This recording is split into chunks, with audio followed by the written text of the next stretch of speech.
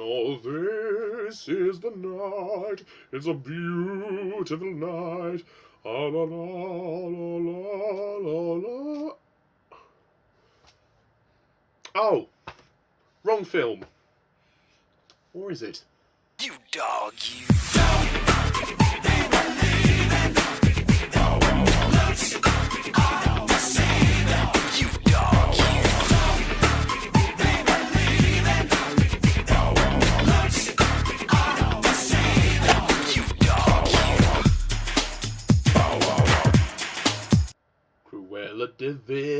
Cruella de Vil.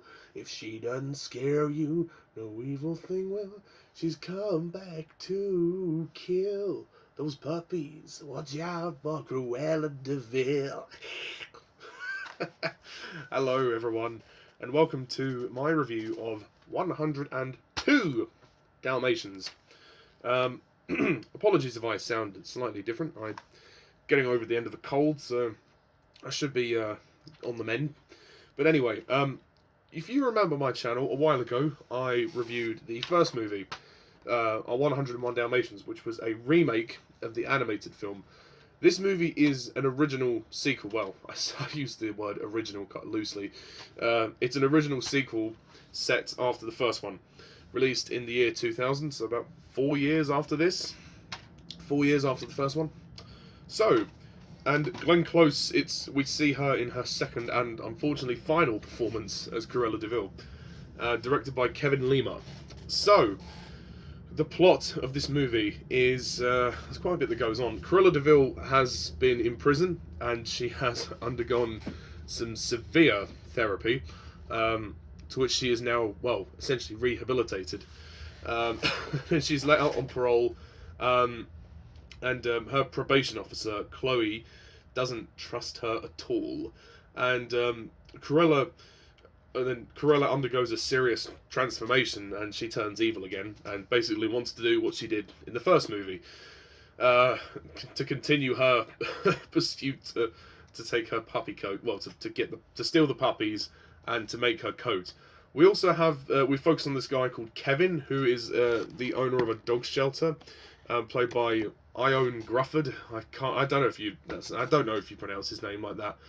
He's a Welsh actor, so I'm sorry if I pronounced the name wrong. I just don't know how to say it. And he is looking after these dogs, and he basically forms a bit of a romantic relationship with Chloe, the probation officer. And Cruella teams up with this French fashion designer known as Jean-Pierre Lepelt, whose career is dying, and she proposes an alliance, and they basically they work together to try and do what Cruella did, or tried to do, in the first film. And that's kind of it, really. And also, we have Tim McInnery coming back as Alonso. He is still working for Cruella, although he finally gets his justice. There's also this parrot known as Waddlesworth, who thinks he's a dog for some stupid reason, and yeah, is voiced by Eric Idle. So yeah, essentially it's kind of more of what we saw in the first movie, just a little bit different. It's the same, but it's different. If that makes any sense to you. 102 Dalmatians. I was quite surprised when I was quite young when this came out, and I was quite surprised that they even made a sequel to the original film, considering that it was a remake, and the original film didn't get the best of reviews, although I thought it was quite a lovely film. It was quite charming, and it had a lot of heart, and I could really emotionally relate to the dogs in that film. Not saying that the animated film is bad, of course not. The animated film was great. As to which one I prefer, I don't really know, actually. I think the first one is almost as good. The remake is almost as good as the original. 102 Dalmatians, though. This one is a bit strange. It's very different. To me, this is a big disappointment. I don't hate the movie. I just don't think it's very good. I think the story isn't the best. I think the story is very poorly written. It's basically a rehash of the first one.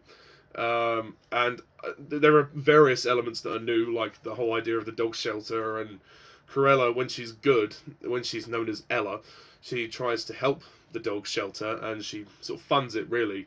And there's this weird agreement that like when if Cruella de Vil repeats her offence of kidnapping the puppies, then all of her fortune goes to Kevin and the dog shelter. So you can kind of tell where the movie's going. It's a little predictable in that sense. And for the most part, it is kind of the same thing. I mean, the first half of the movie, we see Cruella good. We see her putting on this kind of good act. And I'm not going to lie, though, Glenn Close, when she's playing Cruella de Vil when she's good, is not as good as when she's evil. It's just the whole fact of oh, call me Ella. It's like she's high. I hate to use that word. This is a kid's movie, but, you know, it is literally like, it feels very forced to me. She's good at it. I'm not going to say she's bad, but it's a little too much. Like, oh, please, call me Ella. It's a little floaty, if you know what I mean. It's a little airy-fairy, like, oh, I'll call him Fluffy. Like, she's a bit away with the fairies, and it doesn't work as well as when she's evil. So, I mean, if it was done in a way for the story to show that she was being fake and just putting it on, then that would be more effective. But the fact that it's like a full-blown transformation, and the transformation doesn't work for me, because there's this whole section where we see this, stereotypically, this German professor, Dr. Pavlov, or whatever his name is, which is such a stupid name. It's such an obvious name. And he, Dr. Pavlov, and he has sort of been testing this serum or something like that. He's experimented on animals, and he's trying to change their physiology. And he's used it on Cruella de Vil. Although, strangely enough, the sound of loud noises actually reverses it in the brainwaves. Yeah, it doesn't make any sense. And that's what happens to Cruella de Vil. She goes to see Chloe in her office, and there's this loud noise at the Big Ben, and it starts like changing her brainwaves. It's so stupid. It's just really weird. It doesn't make any sense. And then she leaves the office and she starts seeing the whole world in spots, and it's like she's hallucinating. I mean, that was quite a nice visual image, seeing London all like spotty. That was quite a nice moment where we got to see inside Corella's head. It was just, whoa, it was crazy. Like it's just very quick. It was just very abrupt. And it didn't feel natural in the story. Like, and the reason behind her transformation, it made the whole thing have lack any credibility whatsoever. So the transformation I don't like. This movie's unrealistic as well. It is unrealistic. The fact that the dogs get taken to a Punch and Judy show. The dogs are taken to Chloe's work. The dogs pretty much go everywhere that the humans go in this film. In the first film, it's not so much of a problem. In the first film, they go to like the clinic with the owners, which is a bit strange, but it's like people in this world live with their dogs. Like, they're literally every minute of every day they are with the dogs. It's different for Kevin because he runs the dog shelter. For Chloe, it's like she does everything with her dogs. I mean, then again, she lives alone, so she hasn't got anyone else. But even like after the pups are born, she brings them into work. And she's like, oh, sorry, do you mind taking them? I've got to get on with paperwork. Well, why did you bring them in? Like, it's just stupid. And then the fact that Oddball, who's the little dog, this little girl here, she's very cute, actually. It's the fact that she's there and she hasn't got any spots, you know, I mean, she's quite a sweet little character. But the fact that they bring her and all of them to her work, and then Oddball nearly falls off of the side of the roof of the gutter. It's just silly. Like, why would you do that? Why would you put them in harm's way like that? It's just silly. So that scene didn't really have much impact for me. This movie's humour is not very funny. The main comedic character is the parrot, Waddlesworth. I mean, he's amusing. He's got a couple of lines that are quite funny. When he's like, I always thought I was a Rottweiler, but no, I'm a Retriever. Which is quite funny, because they're trying to get him to fly because he thinks he's a dog for some stupid reason, and then he flies to save Oddball at the train station. That's quite a funny moment. I do quite like that. It is great to see Glenn Close. I mean, my God, Glenn Close is fantastic. I don't think she's quite as good as she is in the first film, because she has to do the whole Cruella being good at the start of the film, which I don't think really works very well. But when she's transformed and when she turns evil, I'm like, okay, at least we get her back. At least we get the real Cruella de Vil back, and she just lets loose and goes just as mad as she does in the first one. And like, there's that moment in France when she's driving with Lapelt, and he's like, "You're going the wrong way," and she's like, "They're going the wrong way." Like, she constant, shouting. She really is evil incarnate. This woman is just vile. And I liked seeing Glenn Close again in this role. Thank God we got to see her at least one more time. She's the main reason to watch the movie, really. Just to see how evil she is, really. She's really captured the essence of the animated character. And as well, that the costumes for Cruella this time are great. I think they've changed her mansion slightly. I don't think... Well, at least we see different parts of her mansion. We see more of her mansion. There's a moment when she has loads of people over to have dinner. I'm amazed she's still got any friends, really, to be honest. But and they all bring their dogs, which is a little strange. Well, actually, no, that's not strange, because by that point she would have re-established herself and gained everybody's trust again, because she was helping the dog shelter. But yeah, no, Glenn Close, fabulous job. Of course she's the best performance in the movie. Of course she is. She's fantastic. And it's a shame she didn't get to do this part one more time. And it is actually quite funny seeing her chase the dogs at the very end and get baked into a cake. That is quite amusing. It is unrealistic. It is. Because going into that massive furnace, that massive oven, she would have died. But no, it's a kids' movie. This definitely is a kids' movie. Also, the Lady and the Tramp scene, a little bit bizarre, the way they cut that into the dinner scene in this film. I don't know why they chose to do that, but I mean, I guess it's kind of nice. It's a nice reference, but I mean, is it trying to say something about the owners? I don't know what it means, but they cut the scene. Like the dogs are watching a video of Lady and the Tramp, which is a Disney movie about the dogs. And Chloe and Kevin are actually going out on a date, and they're eating spaghetti bolognese anyway. And then every time they cut to the scene, they cut back to them two. It's just a bit strange, really. I mean, if you thought that Roger and Anita didn't have much chemistry in the first movie, then, well, be prepared, because these two, oh god, the romance of this movie really isn't good. Alice Evans, who plays Chloe, flat as a pancake. I don't think she's a particularly great actress. She's a pretty face. She's a nice looking girl, and I wouldn't say she's terrible. She's just okay. She's just very flat. Ioan Gruffud as Kevin, he's a bit better, but there's not much chemistry between them. There really isn't, and I don't really buy their romance. I just don't buy it, really. I don't really buy it by the end. But well, they're serviceable for what they have, but they're really the least interesting characters to me. Gerard Depardieu actually is he's probably the funniest character in the film, well, aside from the parrot. As Jean-Pierre, there's this constant long-running joke that because of his French accent, he says puppies and not puppies, les puppies, which is kind of amusing at first. And it's good when he finally gets his just rewards, which brings me on to Alonso. Alonso, who was a very brief character in the first movie. He's Cruella's butler, servant man. He had a very background role in the first film. Didn't do a lot. But in this film, he gets to do a lot more. He gets physically beat in this film. I mean, my god, this is a kid's movie. He gets brutally attacked, and he has a lot of injuries thrown upon himself.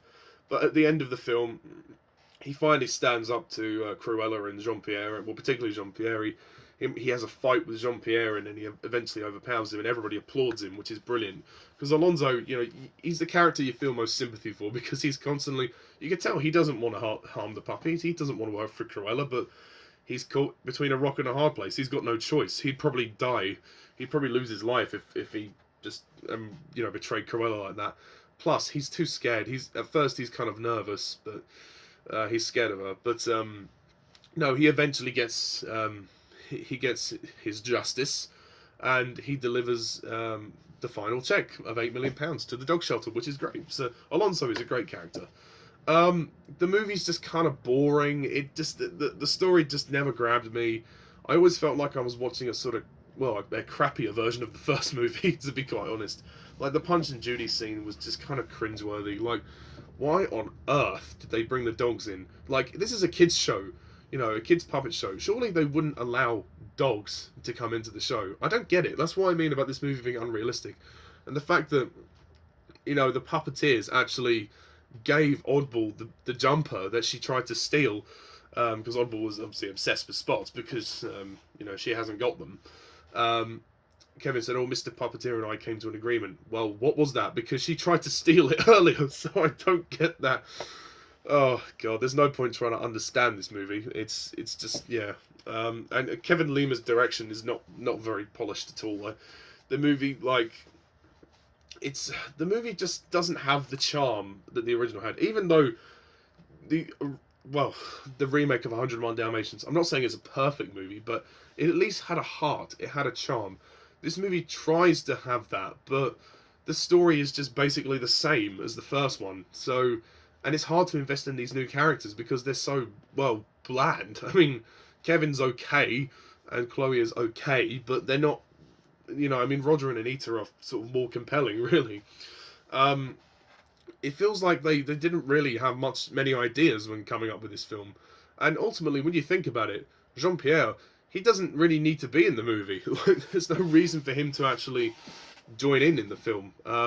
It's just an excuse to have another character. I mean, you know, Corella could have gone on her mission on her own, and you know, the outcome would have been the same. There are entertaining scenes in this film, but it's just boring. The pacing isn't as good as the first one, and the movie, it doesn't have the charm of the first one. The soundtrack is decent, although you've got that really weird song that you've probably heard at the start of this review, which goes digga digga dow, bow wow wow. The opening title sequence, which effects wise is pretty good, but there's that weird song. It's just such a weird song. It doesn't really fit with the movie at all. I would have much preferred Michael Kamen to come back and do the score. Although I think, is it David Newman? I think he does the score. The score itself is decent. It's good. But that song is just, yeah, strange. But I think this is a movie that kids would probably enjoy.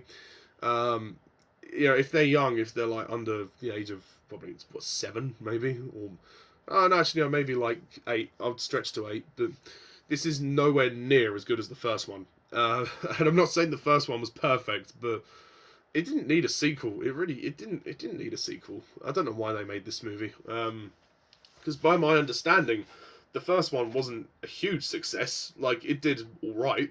But yeah, there are some good moments in this movie, and there are some good performances. But the whole thing is a rehash of the first one. The romance doesn't work. It's unrealistic. The Lady in the Tramp scene is kind of bizarre. The dogs do things that are unrealistic. Glenn Close's good Cruella performance, I'll just say performance as Ella, is a bit forced and a little hammy. But I did like the montage when we see her doing the good things, and we see that new version of the Cruella de Vil song. Well, we hear that new version of the Cruella de Vil song, which is nice. And the whole thing with Dr. Pavlov and the, you know, treating the animals and stuff, like, it's like something out of Frankenstein. I mean, God, it's a little bit ridiculous, really. It's a little bit silly, and Waddlesworth the parrot can get kind of annoying at times. I mean, he is funny, but I think they overuse him. I think that's the problem. But it is funny seeing Cruella get baked into a cake. That is funny. The climax of the film is entertaining. So I won't say that this is a terrible film, but it really is mediocre. It just isn't. It lacks the charm and the emotion of the first one. It's just very by the numbers. Kids could enjoy it as light fun, but there's not much in it for the adults. The script just isn't very good this time. And also the way that when Chloe gets trapped inside Corella's room with all the fur coats, and then the dog, Fluffy, gets her out. Like, the dogs act as though they're more intelligent than they are. It's just a bit weird. I mean, I'm not saying dogs aren't intelligent. Of course they are. They're very intelligent. But the fact that Fluffy managed to free Chloe at the right moment as well is just convenient. As well, they tried to repeat the scene where in the first film, all the dogs are barking on the roof and the message is sending around. Like it was done much more tastefully then because it was like a wider spread. Like there was a wider radius. Like all the dogs were passing the message around, and it felt more natural because you feel like the message was traveling. Whereas this one, it's just not. There's no impact behind it. It's just like, you know, they try and send a message to, because Kevin unfortunately gets arrested, and why is it when Kevin gets arrested they throw the dogs in the cell as well? What? That makes no sense. But whatever. I mean, but the scene where they're barking in this film is not the same, and it doesn't have the same impact, and it doesn't make as much sense. But whatever. I'm not going to go too much into detail. But it's quite cool that they see the Orient Express, or at least, well, briefly. Anyway, that's quite a nice little moment. But yeah, to sort of wrap it up, it's not a great movie, but if you've got kids, I think they might enjoy it, and they might find something in it. But as a kid, I always thought it was mildly entertaining, but it was never something I loved. I mean, I'd never rush back to it, but I thought, well, if I get the first one, I might as well get this one. I mean, they come as a pair, so yeah. But I've seen the first one a lot more times than this one. But hey ho, that's my review of 102 Dalmatians. So I'm going to score this movie. I'm going to have to give it a 5 out of 10.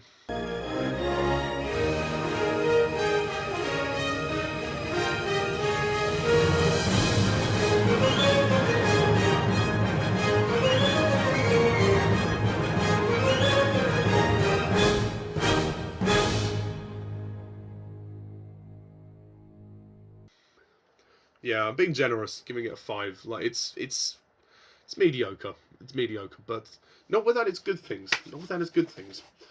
So that is it. I thought I'd better do that review because I saw that on my DVD shelf and I realised, oh yeah, I reviewed the first one, but I didn't review the second one.